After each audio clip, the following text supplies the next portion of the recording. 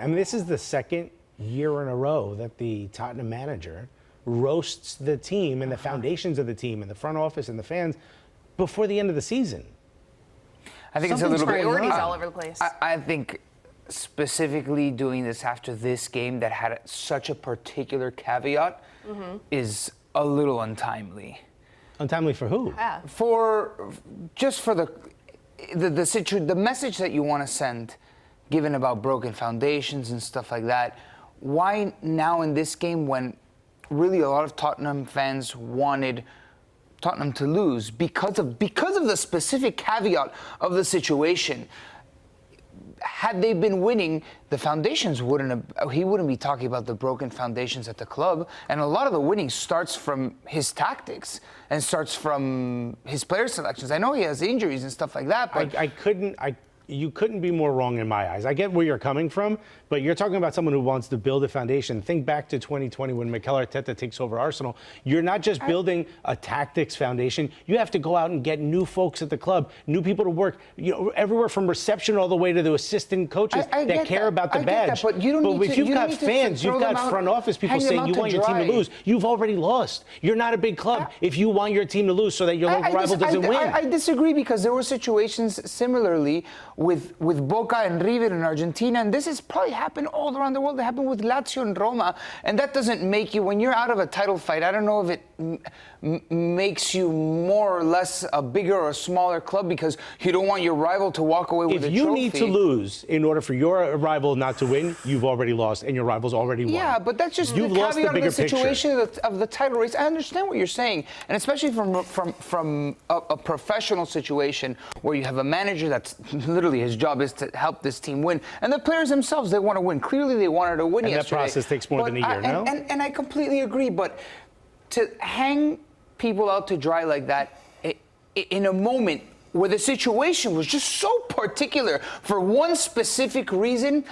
This has been brewing for weeks. I don't know if it was the right place. He's changed his tone for weeks. I think the team has been is that so he doubled poor down on the fact that, we don't want to lose this game. Why would we play lose? Why would the supporters want our team to lose? Turning their backs? And then to kind of see what transpired at the stadium yesterday, because as you mentioned, Nico, the atmosphere was strange. It was yelled at one of the fans. I think that's more what he's getting at. Darian, from a player's perspective, when you hear your manager, because I don't think this is on the players. I do think the Tottenham players went out and tried to win this match against City. I'm not putting this on them. I think that he was speaking more to the club and the supporters. And the culture around all of it. So as a player, you hear your manager say these things after a match where you are now missing out on Champions League. This had implications for Tottenham as well. What's your reaction as a player?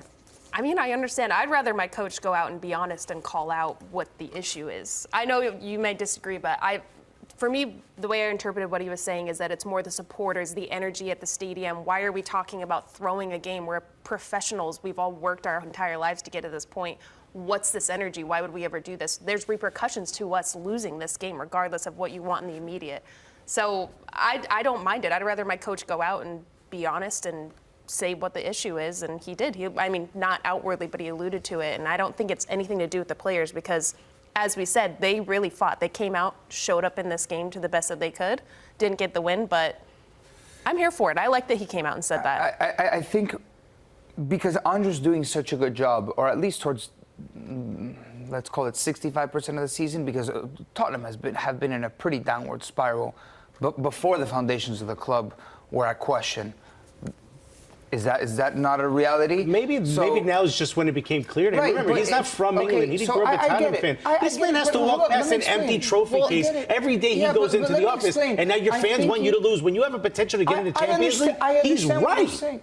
I'm sure he just got worn down by all of it, too. This has probably been going on for longer than we're visibly seeing. And are there things wrong at Tottenham that need to change? Absolutely. If Tottenham wants to aspire to trophies, I get it. You think Real Madrid wants to lose a game so Barca? I'm asking the question. Do you think Real Madrid would lose a game so that Barca doesn't win something? Absolutely. That's ridiculous. Absolutely. That's ridiculous. You think Carlo Ancelotti would tell his players, don't score? Fans. That's different. Fans, because we're talking about fans, because the players didn't go out to lose yesterday. Real Madrid fans, if they're out of the title fight, they would lose a game for Barca. But that's not the same situation. To get into a Champions League? La Liga so much. Both have won La Liga so much. This is a particular situation that you can't extrapolate it to other rivalries, because Arsenal fans probably would have felt the same exact way tossing a game. Yeah, so the loud ones on the internet. And I might even add a couple of banter jokes in there as well. But the last thing I'd want my team to do is lose so that my rival doesn't win something. And if that's the case, they're already ahead of us. They're already ahead of us. Why would I want to lose so that they don't win? They've already won the argument. There's certain things with integrity that you need to uphold as a professional. And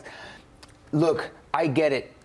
And he's probably right in the way that of things that he's complaining about and grievances that he has with his club and his that's position. The most frustrating part. You're upset he said it. But let me finish, man. You're upset he said it. But let me finish. I think there's a delicate nature around the particular situation of yesterday, because there were so many things at play that it was delicate for Tottenham, because they were put in a conundrum, in this dilemma that was philosophically, football terms, very difficult to resolve or to come to terms with, at least. And if you're Ange, I understand what you're saying, man, and I get it. Just that it feels like this was the straw that broke the camel's back with his patience. And if you want to build a project, it feels like there needs to be a little bit more nuance on how you take care of things outwardly. Here's where I'll disagree, and I know we have to move on.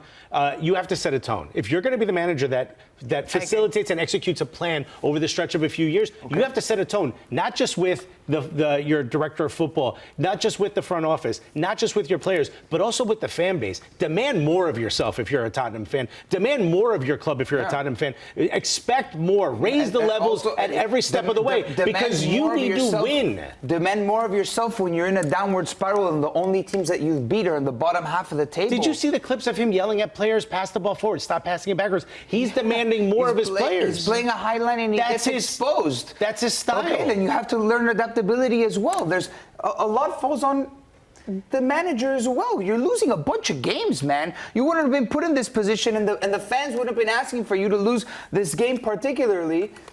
Again, I'm an Arsenal fan. I enjoy watching them lose, okay?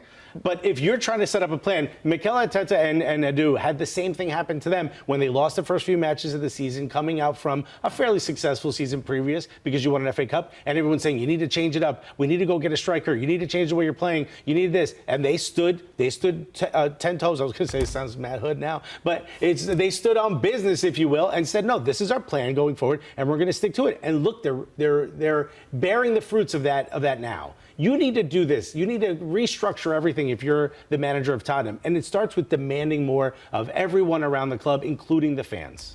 All right. Well, one thing we didn't hit on regarding this match was that this result gave Aston Villa a top four finish for the first time in club history. They will be playing in Champions League next season. So a massive congratulations to Unai Emery and Aston Villa. What a remarkable job he has done with this club. Now looking back, how big was that result against Liverpool? It's a draw. And Arsenal. I mean, just incredible. And here is Emi Martinez just... By the way, the happier Tom Hanks gets, the more pain I feel. Look at this. Look at this. Look at this. Sticks like Tom Hanks. Every time Tom Hanks smiles now, it's because my team is suffering. I hate it. I didn't know that Tom Hanks was a Villa fan. Massive. I saw that tweet yesterday. I was like, wow. He chose it Bizarre. because he thought the name of the town was... That's right. A funny name or something. Well, no, he thought it sounded like very highbrow, like Aston Villa. Little did he know it was in Birmingham. Yeah. Like, It was. It's not Birmingham. He thought Aston Villa was a funny sounding or like a. But he said it gave him like royal vibe. Like it was like, oh, a town called Aston, and there's a villa down there. Oh yes, I'm going to Villa de Aston. This was on the Graham Norton show, right? I've had a great night out in Birmingham before. Birmingham's a party, a dangerous it's a party. Vibe, but it ain't fancy. Yeah, no. Can we just agree? Yeah, no pinkies up. No, it's lovely. He was well into it. He was very, very excited. Unai Emery as well. He's been a fan in for the a long project time. at Aston Villa. No, it's huge. They're going to be. I'm excited for them. Excited to see what they do next year in Champions League. European champions back in the Champions League final. Worth mentioning.